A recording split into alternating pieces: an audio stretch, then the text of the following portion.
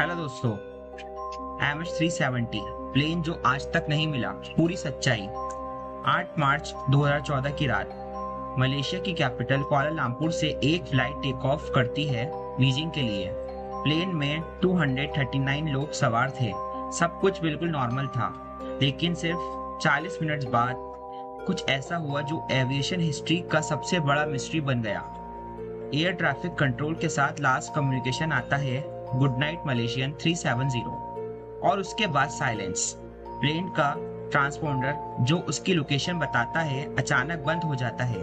Civilian radar से plane गायब हो जाता है। लेकिन स्टोरी यहीं खत्म नहीं होती। मिलिट्री रडार डेटा बाद में रिवील करता है कि प्लेन सीधा बीजिंग नहीं जा रहा था।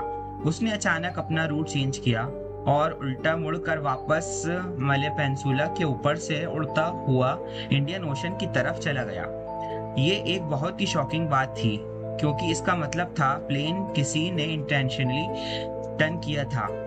इसके बाद भी प्लेन पूरी तरह से वैनिश नहीं हुआ था।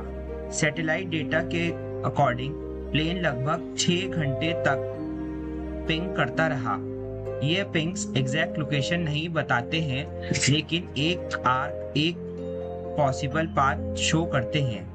और इसी डेटा के बेसिस पर एक्सपर्ट ने कंक्लूड किया प्लेन साउदर्न इंडियन ओशन में कहीं क्रैश हुआ होगा, शायद फ्यूल खत्म होने के बाद। फिर शुरू होती है दुनिया की सबसे बड़ी search operation. Hundreds of ship, aircrafts और एडवांस अंडर वाटर रोबोट्स उससे यूज किए गए। 1,20,000 स्क्वायर किलोमीटर से भी ज्यादा ओशन एरिया सर्च किया गया, लेकिन रिजल्ट कुछ भी नहीं। ना प्लेन का मेन बॉडी, ना ब्लैक बॉक्स, सिर्फ कुछ छोटे डेब्रिस पीसेस मिले जो अफ्रीका के कोस्ट और इंडियन ओशन आइलैंड पर वॉश अप हुए। ये कंफर्म करता है कि प्लेन ओशन में क्रैश हुआ था, लेकिन एग्जैक्ट जगह आज तक अननोन है। टाइम बीत गया, लेकिन आंसर नहीं मिला। 2025 और 2026 में एक बार फिर होप जागी, जब एक प्राइवेट कंपनी ने हाईटेक अंडर वाटर ड्रोन्स के साथ नई सर्च शुरू की। लोगों को लगा शायद इस बार सामने आ जाएगा, लेकिन मंथ्स ऑफ सर्चिंग के बाद 2026 में यह ऑपरेशन भी एंड हो गया और फिर भी कोई फाइनल क्लू नहीं मिला। आज 12 साल बाद भी MH370 का एग्जैक्ट लोकेशन एक मिस्ट्री है।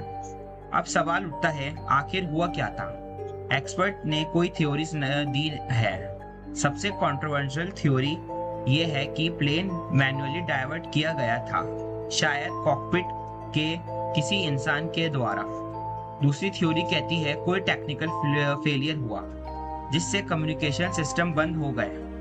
कुछ लोग हाईजैकिंग की बात भी करते हैं, लेकिन यह है इनमें से कोई भी थ्योरी 100% प्रूव नहीं हुई, और इसीलिए MH370 को कहा जाता है the greatest aviation mystery of all time. लेकिन इसी इंसिडेंट के एक इम्पॉर्टेंट इम्पैक्ट भी हुआ। इसके बाद एविएशन इंडस्ट्री ने अपने ट्रैकिंग सिस्टम को इम्प्रूव किया। अब एयरक्राफ्ट का रियल टाइम ट्रैक करना ज्यादा स्ट्रिक्ट हो गया है, ताकि फ्यूचर में कोई प्लेन इसी तरह बिना ट्रेस के गायब ना हो। एंड में एक ही सवाल बचता है, क्या MH370 कभी मिलेगा? ये मिस्ट्री हमेशा के लिए समुंदर के नीचे ही दफन रहेगी। Thank you so much. Bye bye.